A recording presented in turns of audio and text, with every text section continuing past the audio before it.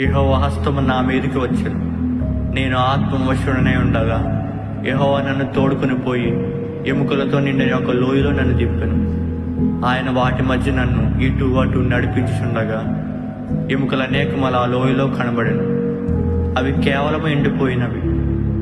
ఆయన, నరపుత్రుడా, ఎండిపోయిన ఎముకలు బ్రతకగలవా అని నన్ను అడగగా, ప్రభువా యెహోవా, అది మీకే తెలియనని నేనంటిని.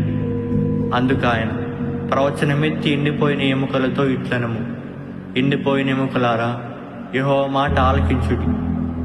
ఈ ఎముకలకు ప్రభు అయిన యెహోవా సెలవిచ్చినది ఏమనగా, మీరు బ్రతికినట్లు నేను మీలోనికి జీవాత్మను రప్పించుతున్నాను. చర్మము కప్పి మీకు నరములిచ్చి మీ మీద మాంసము పొదిగి చర్మము మీ మీద కప్పెదను. మీలో జీవాత్మనుంచగా మీరు బ్రతుకుదురు. అప్పుడు నేను యెహోవానై ఉన్నానని మీరు తెలుసుకొందురు.